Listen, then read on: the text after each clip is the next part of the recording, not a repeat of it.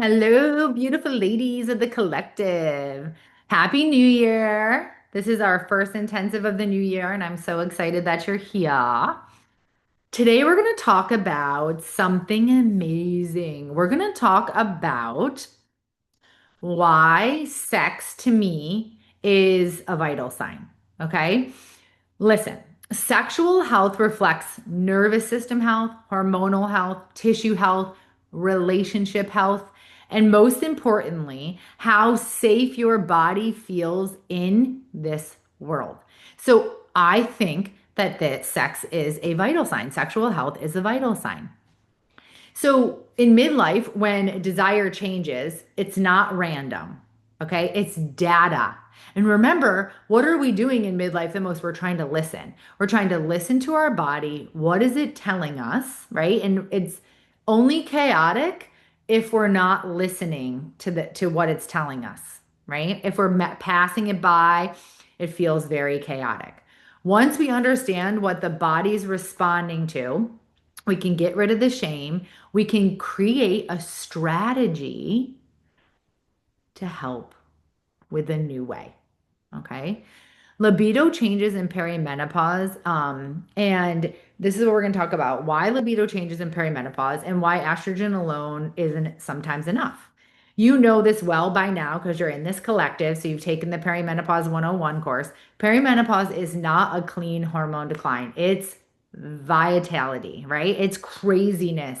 Swings high, swings low. We got progesterone falling down, causing problems with sleep and anxiety. We got nervous system dysregulation. Oh, excuse me. We got testosterone declining. We got cortisol rising. We got insulin sensitivity going up. We got inflammation going on. We got belly fat. We got desire does not survive well in unstable environments. And I think what I just explained is pretty darn unstable. Okay. Remember this, ladies. Our brain is meant to protect us and keep us safe. So if our body is chaotic, the brain is not going to say, get aroused, right? It's not going to do that because you don't need sex to live.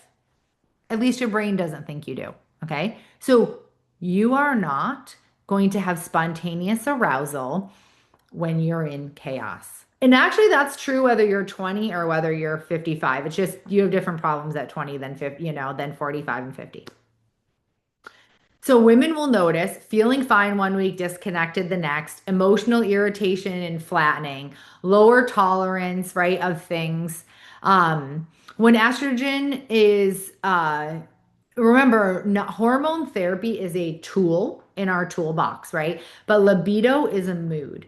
And so one thing, just taking estrogen isn't, or even just taking vaginal estrogen isn't going to fix the problem if we're still not sleeping, if we don't like or trust our partner, right? All of these things, okay? Desire in midlife, this part is what nobody talks about, tells women about when we're in our 20s, right? Sex in midlife is not, I'm going to repeat that again.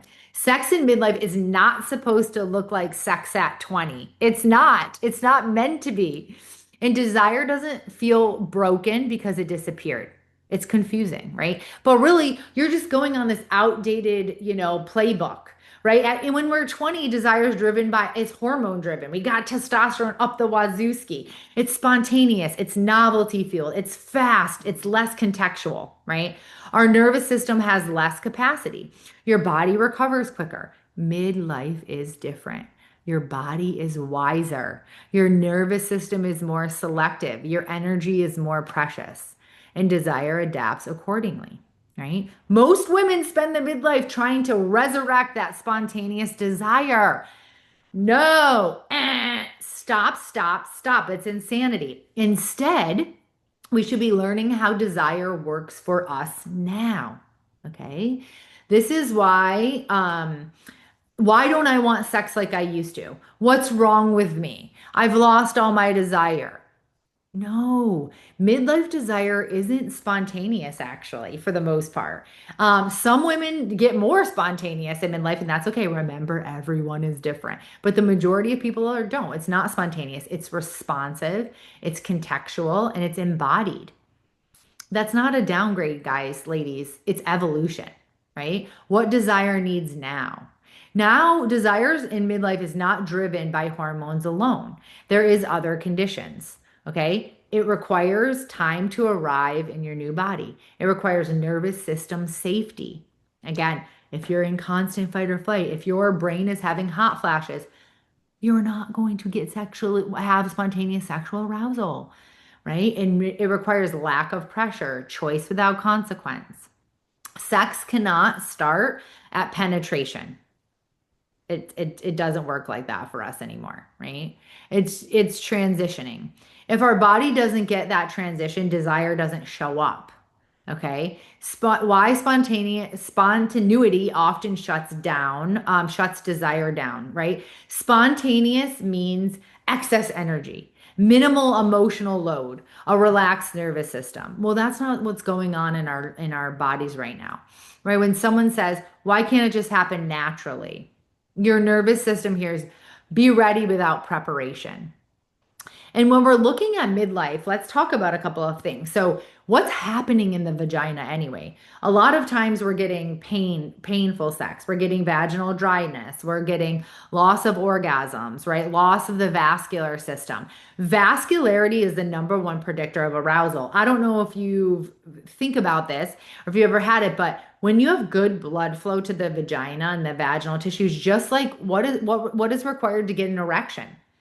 Smooth muscle relaxation and blood flow, right? The same thing with the female vaginal tissue. If you've ever felt that pulsating pressure, that you're like, oh, you almost like feel your heartbeat there. That is blood flow. That is blood flow coming to the vaginal tissue. That is what we need to help us, right? Desire, arousal, and sex, right? And desire can be it mostly isn't spontaneous in midlife. Sometimes it can be, but desire is very responsive though in midlife. So if we do this correctly, if we feel safe, so what do I say to women for the first thing? When they're like, talk about how they're not their sex life is bad or isn't used to be. It's like, do you like your spouse or significant other, right? Because if we don't like our spouse or significant other, not even like them, but if we don't feel safe with them, and guess what, ladies, what does that mean? That means different things to different people. I don't just mean safe and trust in the like, oh, they cheated on me before, they never cheated on me. We're talking about relationship safety. So if your idea of safety in a relationship is that your spouse helps at home, does this, does that, whatever those things are, and that's not happening, you are less likely to want to have sex because you don't feel in a trusted space. Whatever that trust is for you, because it's different for all of us, right? For someone, it might be, did you do the laundry? For someone else, it might be, are you providing a paycheck for us? Whatever it is, it's different for different people, so it doesn't matter. The point is that we need that safety feeling, right? In order for that to fuel. So if the relationship is bad, or not ideal, right? Or there's issues going on, that also can be where a lot of this comes from. Again, our brains tell us consciously or subconsciously, this is unsafe, right? So then you're not going to get that arousal. The other thing that's really important to understand is that women and men are aroused very differently. Okay. So I always give this an example. You could walk in the door and your husband sees you and sees these shoes, or your significant other sees you in these pair of shoes and is like, ooh la la, mon chéri. I don't know the last time as a woman that you've ever seen a man in a pair of shoes and we're like, let's go. Maybe you have, but that's not mostly how we respond, right? What works for us is that, again, ladies, the safety. So if you came in and whatever your safety point is, whatever your trust point is, if that was done, right? And you're like, oh, like, okay. We'll just use dish as an example. It's a silly example, but you know what I mean. And you came home and all the dishes were done. Your favorite scent was in the house, whatever the safety things are, right? Maybe it was the kids were fed. Maybe it was all the bills were paid, whatever it was. For us, that triggers our brain to say, all right, okay, all right, bring it on. This is safe, right? So that's one of the first things we need. Then when we talk about vaginal tissue issues and what is changing, right? Where there's estrogen receptors, very a lot of estrogen receptors in the vaginal wall, the vulva, the clitoris, the urethra, and the bladder. And when estrogen fluctuates, guess what happens? Elasticity decreases, collagen decreases, blood supply decreases, all of those things. So now we get dryness, burning, pain with penetration, post-sex irritation. Sometimes people don't have pain when they have the sex, it's after, and they're like, oh my gosh, for 3 days you're waddling around and you're like, I don't want to do that again, right? Or your brain is like, remember last time? Yeah, you were in pain for 3 days, sister. So no recurrent UTIs, right? That pain retain. We always say this.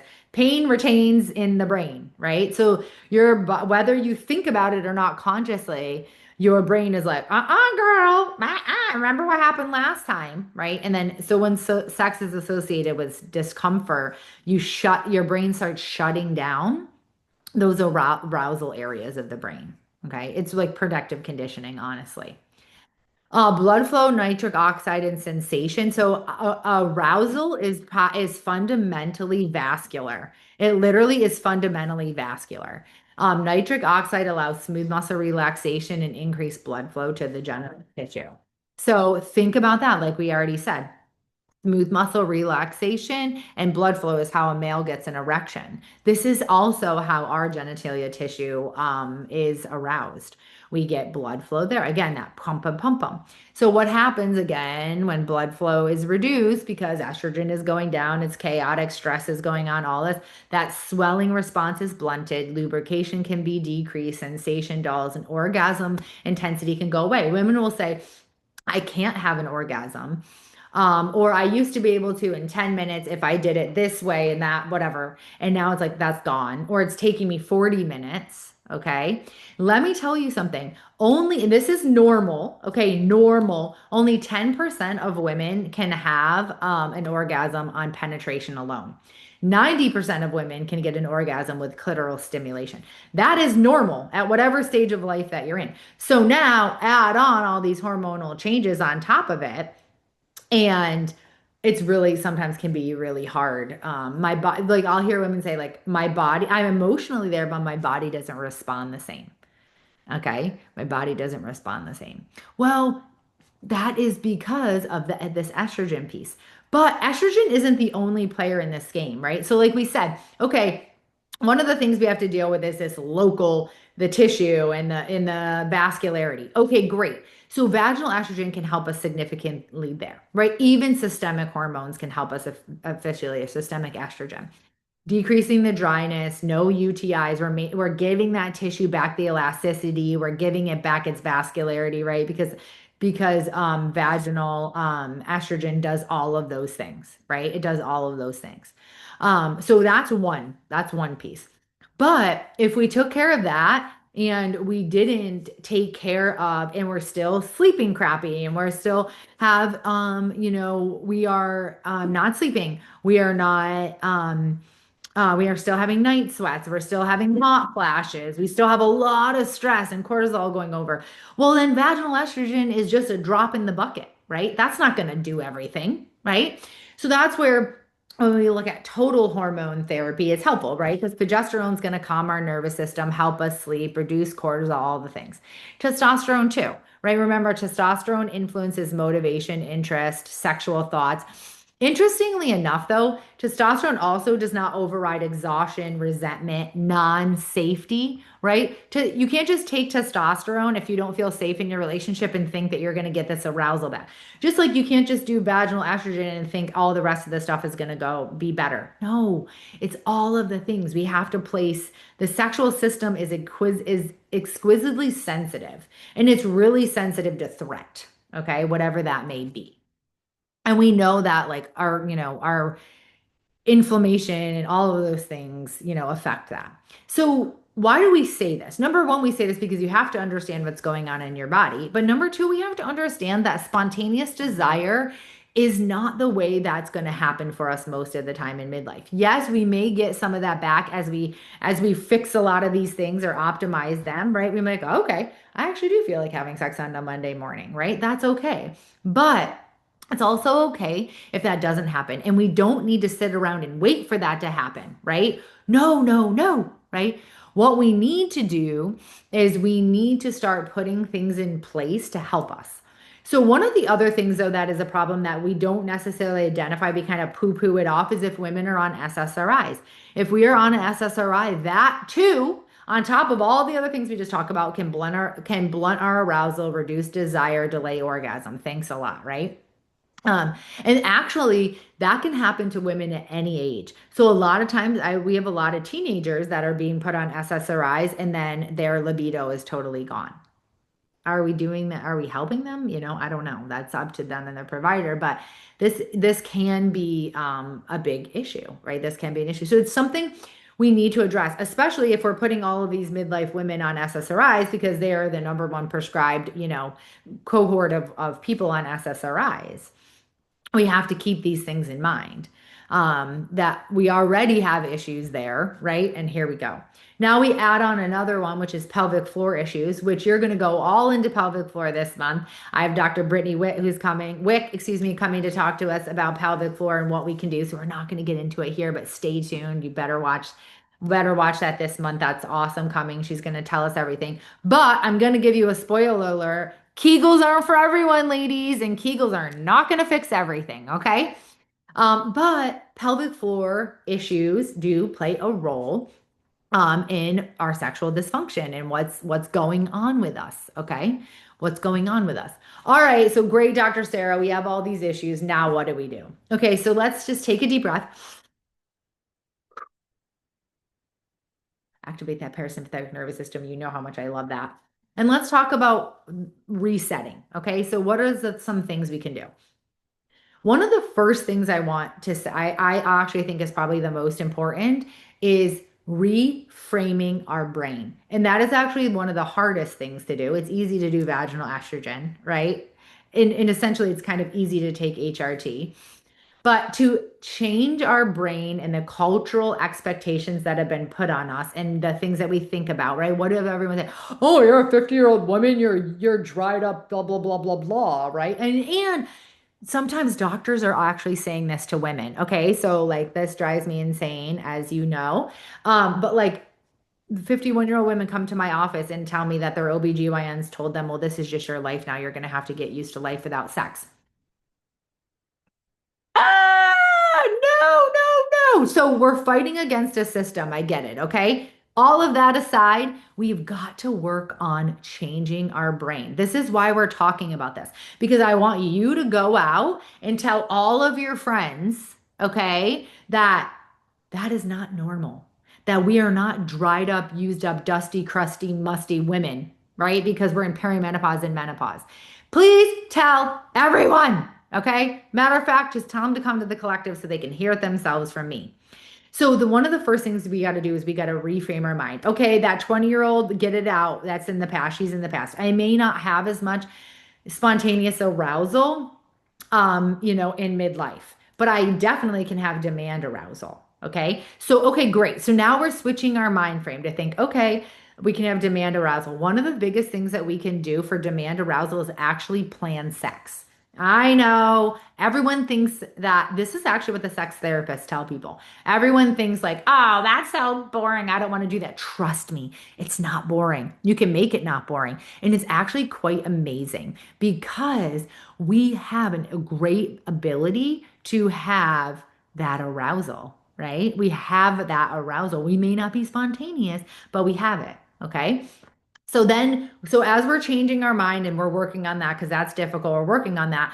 Now we need to restore comfort, tissue health, and fix that blood flow, right? And we know smooth muscle relaxation, the penis goes up. We need to do that for us. Okay. So that is where vaginal estrogen comes into play. That is where vaginal estrogen comes into play because that is going to be our female Viagra, right? That is going to be increasing our blood flow, and that's going to help restore tissue comfort and tissue health, right? So that's important for us. So that's the next step. So we change our mind, and then we're going to support that vaginal tissue, right? We're not going to let it regress. We're going to increase our vascularity. We're going to increase our sensation, okay? And then what comes next? What comes next is regulating that nervous system, right? So we're trying to get ourselves out of fight or flight. And this is where Systemic hormones can help. If that's what you choose to do, you don't have to choose to do that, but that is where systemic hormone therapy can come into play, right? We have our progesterone that's helping us, our Netflix and chill, it's helping us get better sleep. When we get better sleep, all of these things happen. Systemic estrogen comes in, decreases that cortisol, right? Helps us not have hot flashes, feel better, evened out. We add on the testosterone, it's helping us with our prefrontal cortex, it's helping us think better, feel better, building more muscle mass, and giving us a little bit of libido back. But more importantly, it's doing that because it works in the brain, right? Because it works in the brain. Remember, libido is a mood. And where does mood come from? Mood comes from the brain. Okay. There is no trick, there is no hack, not a spice things up kind of, wear this or whatever, do this talk. This is really about, okay, what is going on physiologically with me? And then what do I need to do? Where are those little bullets that I can send, those little guided missiles to help that, right? And to get me on a better path. One is rethinking how we should feel and how sex should be, and if we should be spontaneous randomly. Okay, let's work on that. Then let's help that vaginal tissue. Okay, so we will do the vaginal estrogen. If pelvic floor issues are a problem, which you'll hear about later, then we'll do that. Okay, we'll help our nervous system. And again, doesn't have to be with HRT. Are you doing things for your mitochondria? Remember, we are most mitochondrial dense in our ovary and in our brain, in our ovary and in our brain. So just helping your mitochondrial function can help you significantly, right? Are we getting that baseline protein we need? Are we getting that baseline supplementation that we need? Are we taking our magnesium? Magnesium is responsible for 300 enzymatic reactions in the body, right? Are we supporting the system? Because the system, this thing, the brain, this whole thing is what is going to drive sexual desire. If we feel rested, if we feel safe, whatever that means to you, right? If we feel all of these things, our body's going to say, okay, we can do this, right? And we take away these unrealistic expectations of the way we need to be, how we should be, how whatever it is. Okay? We take those away. Those go out the door. It's not as easy as we say, right? I know this. I know things are complicated. But the first step is understanding that we are different and our body is different now. And what are the things that we can do to start changing those? Okay. And I want you to know that we don't normalize this connection. We don't minimize desire. We don't accept this as just aging. Sexual health is not a luxury, it's a reflection of vitality. Okay. It's part of longevity. You're not going to crawl in a hole and not have sex, whether you have a partner or not. Let me actually stress that to you. Whether you have a partner or not, sex is very important. Okay. I hear women be like, well, I don't have a partner, so who cares if I have vaginal dryness? Have you heard of a vibrator? Orgasm increases serotonin and dopamine in the body. Okay. So it increases oxytocin. All right. These are all, we know this. We want longevity. So regardless if you have a partner or not, self-pleasure, I mean, there's so many things out there. I actually just heard today that there is virtual porn, which is pretty darn cool. I didn't look into it yet, but apparently virtual porn.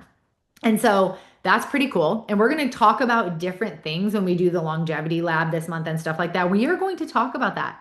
Okay. We're going to talk about vibrators. We're going to talk about tech and sex and sexuality and things like that. Because the better we can understand and the better we can normalize things, the better sex we can have. And remember, the whole point of this is that we're trying to increase our health span. We're trying to increase our longevity, and sex is a piece of that. So stop sitting in the dark. Stop, if you are, maybe you're not, scream it from all the rooftops. Tell all your friends. We have to be having these conversations, okay? And I know it can be difficult, but we need to be having them, okay? We need to be having them um, for the good of ourselves, right? And the good of our longevity. And if we want to live to 100, well, we need to be having sex till, 100, okay? Right? 99 and 3/4. Okay. So take a deep breath. This is where we're starting this month, okay? There's plenty of more little plugs to come. All the things that we talked about, we're going to get into depth in the longevity lab and I got some good newsletter for you. We're going to talk all things pelvic floor health with Dr. Brittany Wick. We got a lot of good things coming. So take this as this is our intensive. We're starting the month here. Start doing the small things, and we're going to get to the nitty gritty. Okay. So literally go tell everybody. Okay. I want you to tell everybody. The first thing we have to do is feel safe. Okay. And tell everybody about vaginal estrogen because vaginal estrogen actually saves lives. Just go tell like 10 of your friends that vaginal estrogen is female Viagra so that we get on that. And then guess what? You just save their life. You save them from UTIs. You save them from, increasing their libido, right? Increasing their orgasm. Like, tell them. Let's not whisper. Tell everyone. Okay, ladies, I'm going to see you soon. I can't.